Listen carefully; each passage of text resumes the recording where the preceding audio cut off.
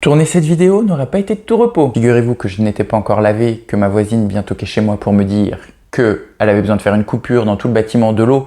Donc j'allais pas vous filmer une vidéo où je pue. Là, ça sent bien meilleur. Après, vous l'aurez pas senti, mais j'avais quand même un peu une gueule enfarinée. Donc voilà, bref.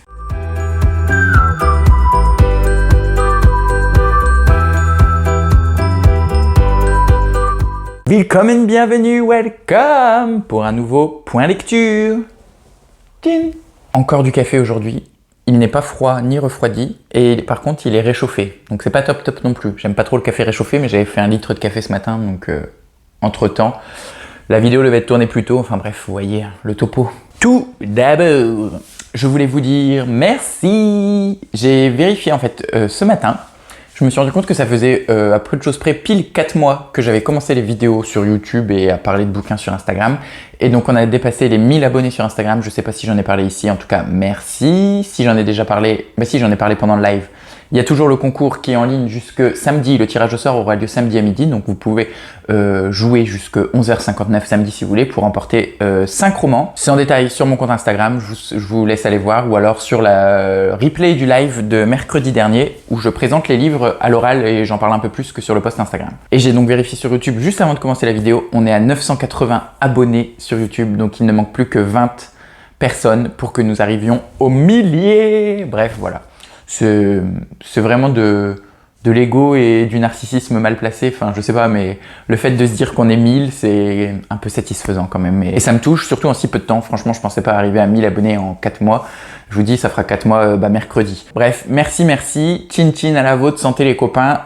Tout ça, c'est tous ensemble, comme le disait Marc-Emmanuel sur TF1. N'hésitez pas donc, si vous n'êtes pas abonné, à vous abonner pour qu'on arrive aux milliers d'abonnés encore plus rapidement. À liker la vidéo si elle vous plaît, à la partager si vous voulez faire voyager ma petite vidéo partout autour de vous, et à laisser un commentaire si vous avez lu des livres dont je vous présente ou si certains vous intéressent. Il y a moyen que si on arrive à 1000 abonnés, sur YouTube, il y a un deuxième concours, étant donné que j'en ai fait un sur Insta. Je sais que certaines personnes me suivent sur Insta, mais pas sur YouTube. D'autres me suivent sur YouTube, mais pas sur Insta. Certains les deux, et certains pas du tout.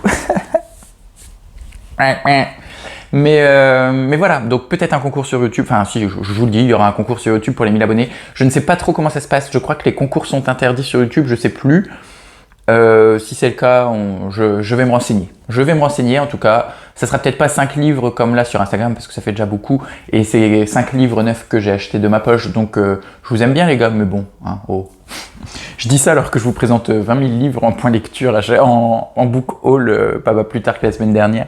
Et je vous dis, c'est bon, 5 livres. Bref, arrête de te ridiculiser Floris.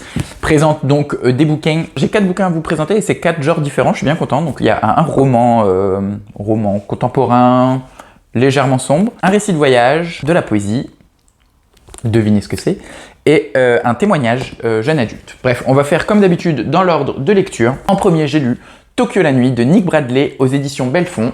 Tout d'abord, je remercie les éditions Belfond qui me l'ont gentiment envoyé par service presse. Dans Tokyo la nuit, donc de Nick Bradley, on va suivre, je crois que je vous l'ai déjà présenté, je sais plus, peut-être un book haul.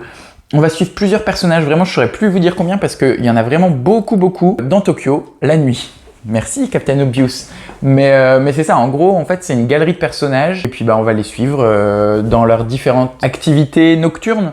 Chaque personnage est plus ou moins relié à un autre personnage et en fait on le sait pas à l'avance, c'est vraiment au fur et à mesure du roman par quelques phrases dites ou des rues ou des appartements qu'on visite, etc. On se rend compte que ah oui, un tel c'est peut-être le cousin de machin, lui il a travaillé pour Bidule, eux deux ils sont ensemble, voilà. Ça m'a pas dérangé, mais c'est vrai qu'il y a beaucoup de personnages et des fois c'était un peu dur de s'y retrouver parce que en plus c'est des prénoms japonais de fait. Il y a quelques expatriés, je crois qu'il y a 2 ou 3 expatriés, donc il y a des prénoms plus américains. Oui, voilà, c'est ça, oui, parce que c'est des Américains, il me semble, c'est même pas des Européens.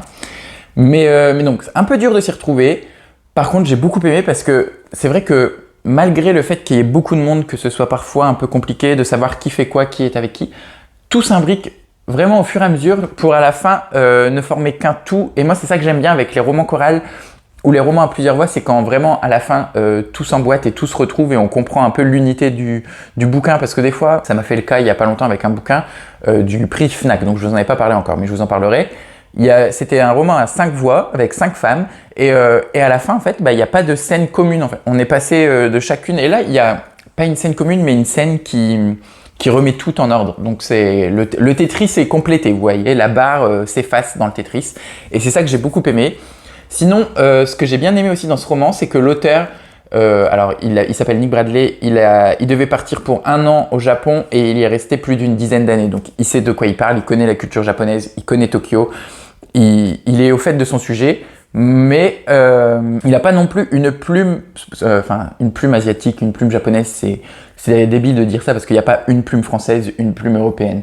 Mais c'est vraiment pas, c'est pas de la littérature asiatique à proprement parler dans le sens, je dis ça, ou c'est pas du Shimazaki ou du, je sais plus les noms, mais enfin voilà, c'est pas comme Shimazaki, c'est un peu plus américanisé, il y a un peu plus de pas de théâtralité, mais il y a quand même un rythme assez soutenu, des émotions un peu fortes, il n'y a pas trop de pudeur dans la description des sentiments, c'est assez cash, assez...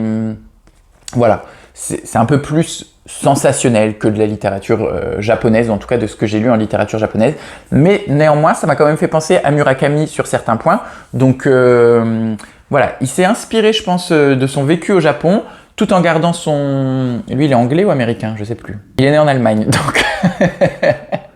Mais il a passé son enfance en Angleterre, mais les personnages qu'il présente étaient américains, je crois. C'est pour ça. Il a réussi à faire un peu un mélange entre cette littérature plus occidentale et littérature asiatique. J'ai du mal à parler. C'est savamment bien fait. Et ce que j'ai bien aimé, c'est que... Bah oui, parce que tout à l'heure, j'ai commencé une phrase que j'ai jamais terminée, je crois. Ça m'arrive très souvent, vous me direz, vous avez l'habitude.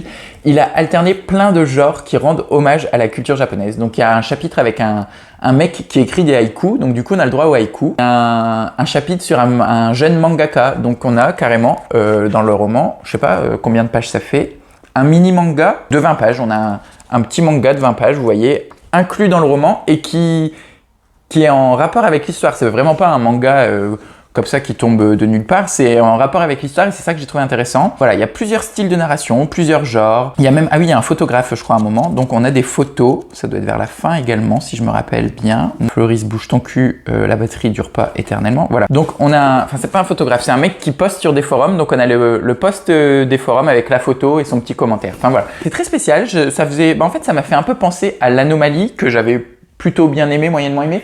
Je sais pas si vous vous rappelez, dans lequel où je disais l'auteur commence 10 romans et il finit ces 10 romans et il y avait vraiment 10 personnages campés, le serial killer un peu cliché, le couple qui va mal. Là c'est un peu pareil en fait, sauf que c'est pas un personnage au début du roman et on le revoit le même point de vue à la fin, c'est vraiment, là ça s'alterne, on revoit pas 2 fois le même personnage dans son propre...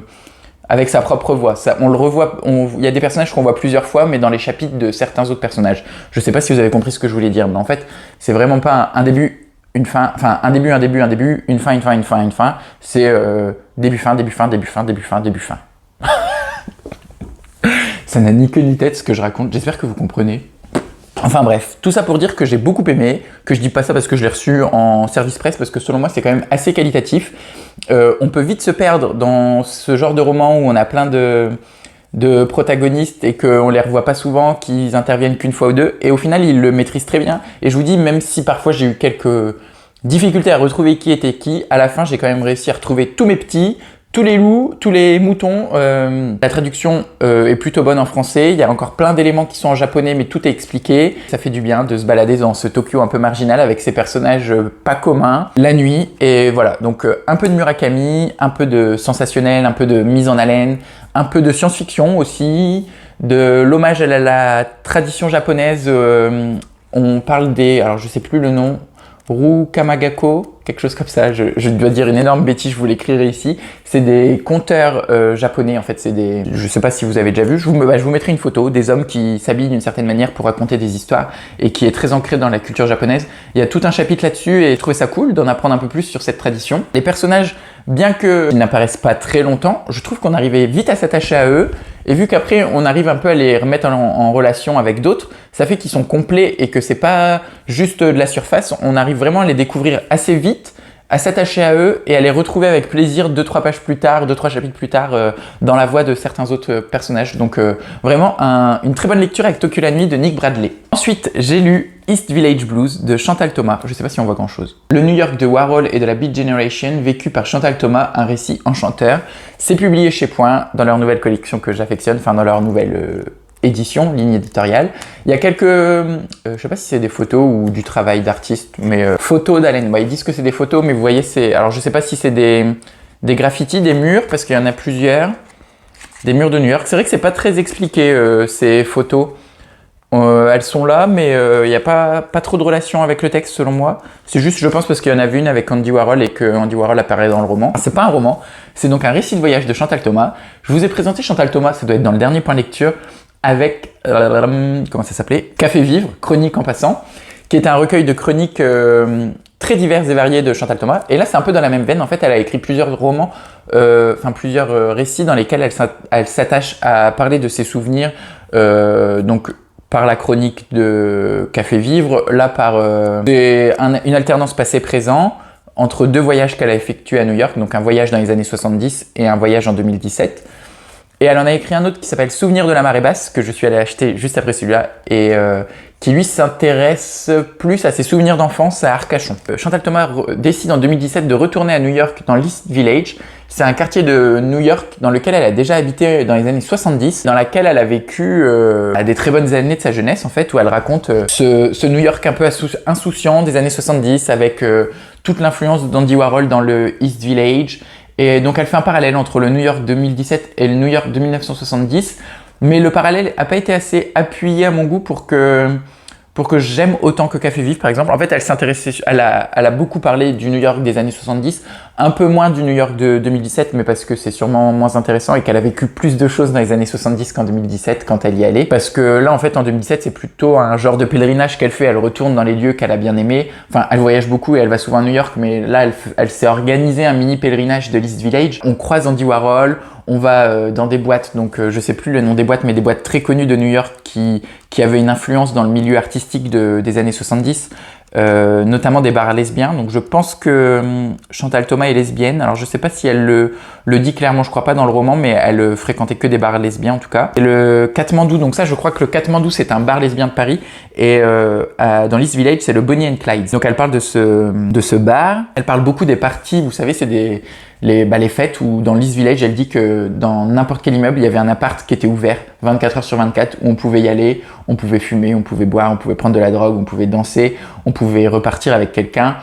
Et elle dit, il suffisait de rentrer, on connaissait même pas les gens, on débarquait à 3 ou 4, il y avait déjà 10 personnes, on se serrait dans des petits appartements en railway, donc c'est tout en longueur, les appartements new-yorkais tout en longueur. On se serrait dans ces espèces de longs couloirs, on fumait, on dansait, puis au bout d'une heure, si on en avait marre, on sortait, on faisait 10 mètres, on allait dans un autre appart. Enfin, j'ai beaucoup aimé parce que j'aime beaucoup cette période. Elle parle aussi du Chelsea Hotel, qui est un hôtel très connu de New York dans lequel a séjourné notamment Patti Smith et Robert Mapplethorpe. C'est une grande partie du roman Just Kids de Patti Smith qui fait partie de mes romans préférés. Donc elle raconte le Chelsea Hotel dans lequel elle a été aussi dans les années 70. Si vous aimez Warhol, Patti Smith, toute cette époque, c'est sûr que ça vous plaira. On apprend des choses, même moi qui m'intéresse pas mal, j'ai appris des trucs. Ça m'a donné beaucoup envie de voir le film I Shot Andy Warhol, qui est un film sur la militante féministe qui a tiré sur Andy Warhol. Et elle en parle, Chantal Thomas, de cet événement en boîte de nuit, une militante féministe et ex-amie ou ex-même petite amie d'Andy Warhol lui a tiré dessus. Il s'en est sorti, il a survécu, mais apparemment ça l'a beaucoup affecté, en même temps normal, hein, parce que je crois qu'il est resté plusieurs semaines hospitalisé, il a failli y passer. Et en fait, il y a un film qui a été fait sur cette militante qui a tiré sur Andy Warhol, et vu que là, elle le raconte Chantal Thomas dans ce court texte, j'ai envie de voir ce film. Une très bonne lecture, mais j'ai quand même préféré les chroniques plus courtes En passant de Café Vivre. J'en ai parlé avec la copine Céline du compte Instagram Au Bonheur de Lire, avec laquelle j'ai participé au live de Isa, les chroniques de Hérisson.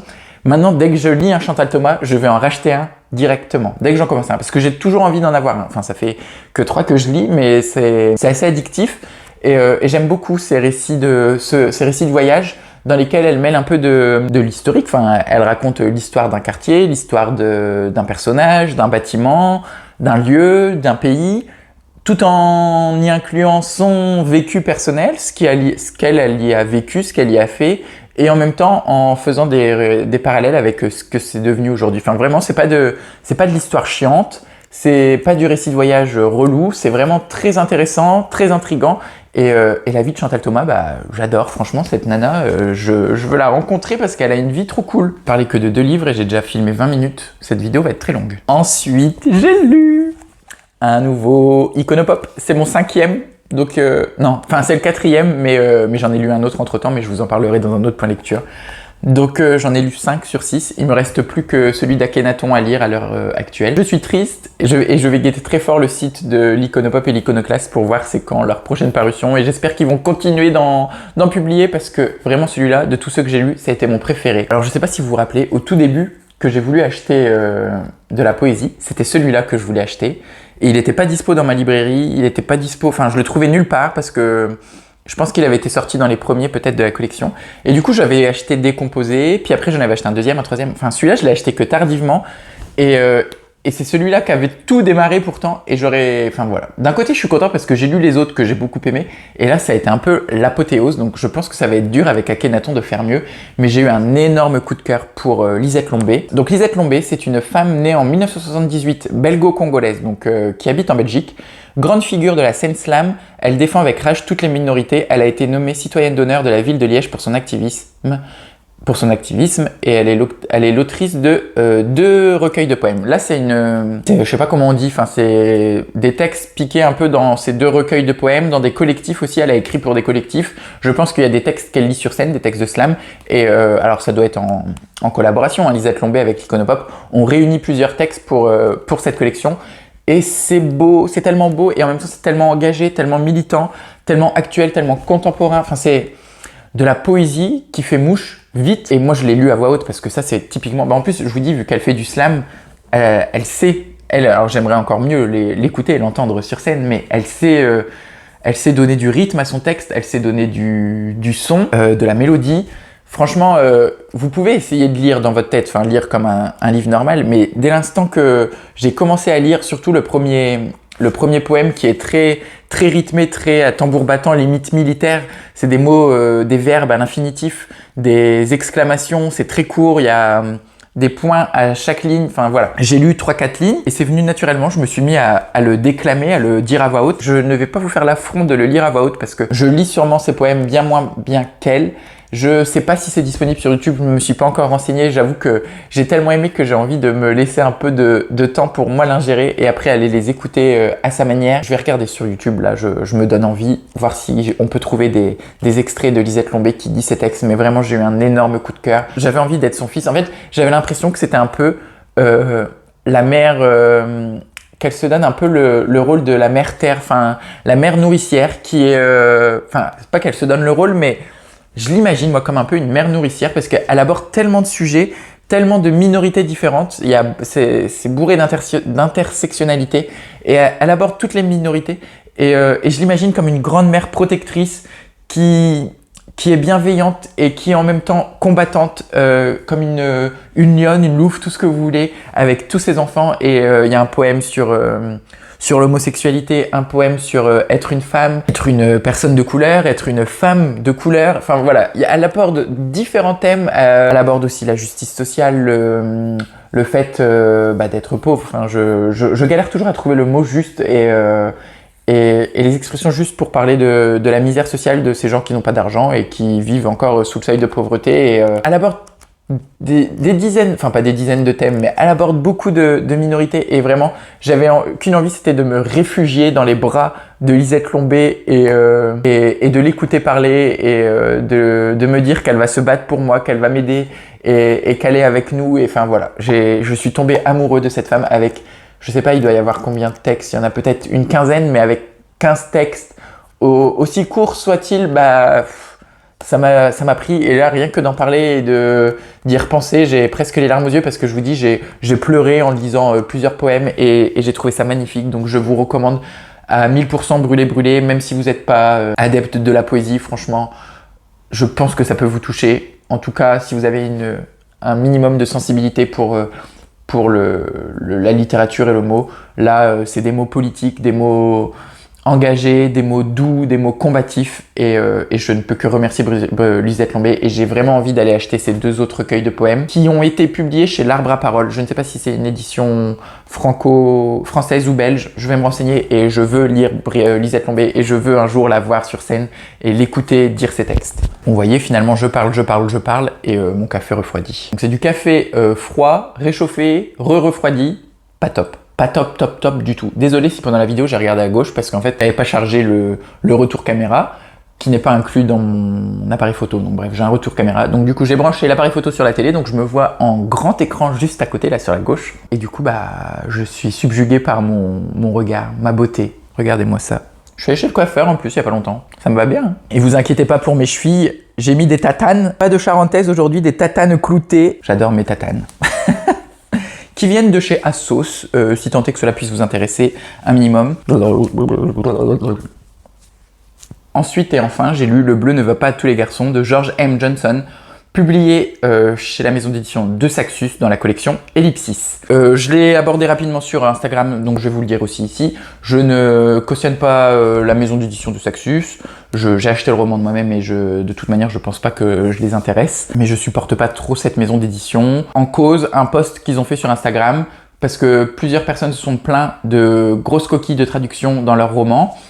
Parfois, il y avait même encore des notes, vous savez, genre des notes de bas de page, enfin pas des notes de bas de page, mais des notes de marge qui étaient restées en mode cette phrase est un peu bancale, il faudra revoir, ou un truc dans le genre, bref. Donc des gens s'étaient plaints, et la maison d'édition a fait un post sur Instagram pour dire « Nous sommes conscients qu'il y a des problèmes de traduction, le nécessaire a été fait pour embaucher de nouveaux traducteurs. » Donc en gros, c'était une façon de dire nos traducteurs étaient cons et nuls, et du coup on les a virés, on en a acheté d'autres. Sauf que selon moi, les traducteurs n'y étaient pas pour grand chose, surtout si en fait il restait carrément des notes de marge, comme je vous l'ai dit, la phrase est un peu bancale, il faut refaire, c'est pas du fait du traducteur, et quand bien même le traducteur aurait fait peut-être des erreurs ou des fautes, il y a quand même un travail de relecture, j'imagine, derrière, un directeur éditorial, ou en tout cas, je sais pas, quelqu'un autre que le traducteur qui aurait dû relire le bouquin derrière, et donc bref, on peut pas blâmer uniquement les traducteurs.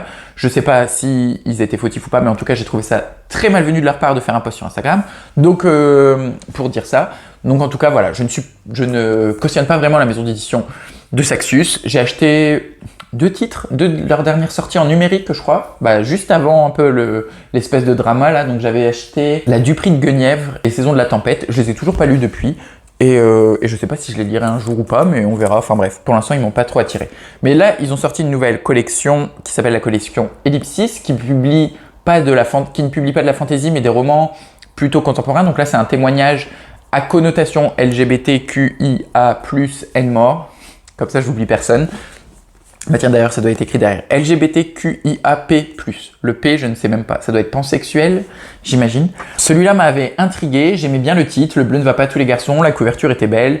Et j'avais vu des plutôt bons retours sur ce qui était de l'édition originale, enfin quand le livre est sorti en anglais, donc du coup j'ai voulu l'acheter. Et franchement, c'est une bonne surprise. Alors déjà niveau traduction, j'ai pas relevé de coquilles ou de gros problèmes à ce niveau-là, et j'ai même trouvé que c'était plutôt bien fait parce que parfois il utilise l'écriture inclusive, enfin ou peut-être même tout du long. Non. Enfin il y a des éléments de langage d'écriture inclusive, il y a de l'argot homosexuel, je sais pas si on peut qualifier ça d'argot homosexuel, mais il y a plein de mots américains qui ont été plutôt bien traduits, ou en tout cas où il y a eu des grosses annotations de bas de page pour les expliquer pour les personnes qui n'y sont pas sensibles. Donc j'ai trouvé le travail de traduction bien fait. C'est un témoignage, donc une autobiographie. L'auteur est jeune, vous pouvez dire c'est un peu présomptueux de sa part de faire une autobiographie à, je crois qu'il a une trentaine d'années.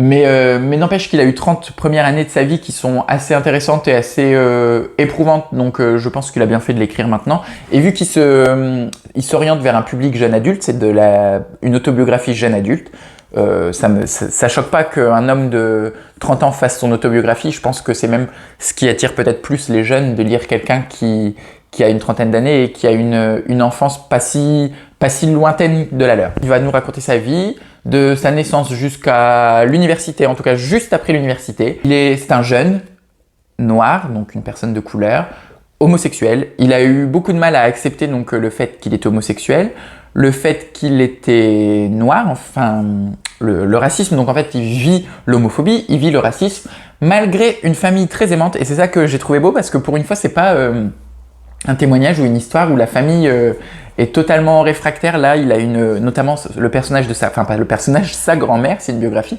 Sa grand-mère est d'une douceur et d'un amour immense envers tous ses petits-enfants et envers lui également qui est homosexuel. Ses cousins, enfin vraiment, il a une famille très supportive, très, je sais pas, très supportante. Supportive, ça doit être en anglais. Qui l'a beaucoup soutenu. Il a eu une famille qui l'a beaucoup soutenu, beaucoup aimé, qui l'a jamais fait se sentir en marge en tout cas. Mais c'est quand même si ta famille te soutient, c'est compliqué à l'école et c'est compliqué avec toi-même c'est ce qu'il raconte que c'est dur de l'accepter pour soi-même, de le vivre lui et lui-même, ses différentes identités, ses différentes orientations sexuelles, identité de genre, enfin voilà. Donc c'est un très beau roman qui explique très bien, vraiment pour même un public non averti, ça explique tous les termes, tous les éléments de langage qui sont parfois compliqués à comprendre si on n'y est pas sensible. Je pense que donc c'est du jeune adulte, donc ça peut se lire assez tôt. Je suis nul pour donner les âges, mais je pense qu'à 14-15 ans, c'est lisible et compréhensible. Ça se lit très bien, c'est pas lourd. Il y a quelques photos de sa famille dans le texte. Voilà, bon là c'est une photo de son père par exemple, vous voyez. Donc il y a un chapitre sur la famille, un chapitre sur son enfance, un chapitre sur la famille, un chapitre sur l'université, les amis, un chapitre sur l'adolescence. Enfin voilà, c'est vraiment jalonné tout au long de sa vie. J'ai mis plein de petits... on voit que dalle. Ah si, voilà. J'ai mis plein de petits post-it parce que vraiment il y a des phrases qui m'ont interpellé, qui ont fait résonner des choses en moi. Une lettre qu'il a écrite à son frère, une lettre qu'il a écrite, il me semble, à sa mère ou à son père, je sais plus. Enfin voilà, j'ai bien aimé. Après, on peut pas... Enfin, c'est dur de juger la vie de quelqu'un, vous voyez, c'est une autobiographie. C'est plutôt bien écrit. Il le dit lui-même, de toute façon, il l'a écrit à destination des ados, des adolescents, donc il a adapté son langage. C'est pas de la grande littérature, mais c'est bien fait. C'est fluide, c'est limpide. C'est instructif, c'est pédagogue, en même temps il y a de l'émotion, il y a de l'engagement, du militantisme, c'est un livre nécessaire à mon avis et je suis content que cet auteur l'ait écrit, de l'avoir lu et ça va me rester en tête un bon moment et je pense le recommander peut-être à des amis ou à des ados qui ont besoin d'identification peut-être. Je me suis trompé, peut-être que j'ai dit qu'il était homosexuel. Vous voyez, maintenant j'ai un doute. C'est un peu compliqué parce qu'il parle de tellement d'identité de genre et tellement d'orientation sexuelle que voilà, vers la fin je crois qu'il se définit comme gender fluid, donc c'est-à-dire qu'il se fait appeler il, elle. Et voilà, enfin bref, je vous invite à le lire parce que j'ai toujours peur de dire des bêtises avec ce genre de roman étant donné que, comme je vous le dis, je suis pas encore au fait de tout, j'ai déjà fait plusieurs erreurs. En commentaire, quelqu'un m'avait repris, très gentiment d'ailleurs, et je lui en remercie encore une fois, sur la différence entre genre et orientation sexuelle, enfin bref, voilà. Donc, je vous laisse le lire si ça vous intéresse, ce sujet, et vous faire votre propre avis. En tout cas, moi, j'ai bien aimé, j'ai appris des choses, j'ai encore des choses à apprendre, donc je vais peut-être me diriger maintenant vers des textes plus adultes qui traitent le sujet, pour être au fait de tout. Mais voilà, c'est tout pour les livres que je vais vous présenter aujourd'hui. Je vais sûrement vlogger cette semaine car je suis en train de faire ma toute première. Je suis dépucelé de la lecture commune avec Virginie de la chaîne Totally Brune que je vous mettrai en barre d'infos. On se lit Insectes, je l'ai ici, je peux vous le présenter. On se lit donc sur 7 jours Insectes de Maxime Chatham. Là c'est le lundi, donc j'ai lu la première partie. Pour l'instant j'aime bien, on a découpé en 75 pages. Des 75 pages par jour, donc ça se lit assez rapidement. En plus, c'est du polar thriller, donc c'est assez addictif. Là, les 7 chapitres que j'ai lus, j'ai bien aimé pour l'instant. Donc voilà, à voir par la suite. J'ai 2-3 trucs à vous montrer. La lecture commune. Il fait pas très beau cette semaine chez moi, ils annoncent de la pluie toute la semaine, donc je vais sûrement être beaucoup à la maison à lire. Que voilà, je vais probablement commencer un vlog lecture. Il y aura également un prochain point lecture assez rapidement sur la chaîne. Parce que en fait là je vous ai présenté 4 livres mais j'en ai lu 8 déjà, donc j'en ai encore 4 autres à vous présenter. C'est juste que vous voyez 4 livres, je fais déjà des vidéos de 30 minutes, donc ça sera le sujet d'un prochain point lecture. Et d'un côté c'est pas plus mal que je fasse que 4 livres, comme ça vu que là j'ai pris un peu d'avance, si j'ai des moments où je lis un peu moins, j'ai toujours un peu des livres sous le coude à vous présenter. Donc voilà, un vlog, un point lecture à venir. Je vais également vous tourner une pile à lire de l'été parce que là aujourd'hui on est le 21 juin. Je crois que c'est le jour de l'été, je suis pas sûr. Mais en tout cas, je vais vous tourner une petite pile à lire de livres que j'ai envie de lire. Je vais essayer de mettre tout ça au propre sur une feuille et dans mon esprit, de me faire une petite pile à lire qui me permettrait de parler et de participer plus ou moins loin à tous les challenges. Après, je suis pas un grand fanat. Je vous avais fait Mars au féminin et le mois de la fantaisie. parce que je pensais que j'avais envie de lire de la fantasy, ça s'est avéré être un échec, j'ai lu que 3 romans. Par contre, Mars au féminin, j'avais parfaitement réussi mon challenge, et là je suis plutôt fier de moi. Je n'avais lu que des femmes pendant tout le mois de mars et c'était une super aventure, enfin bref voilà.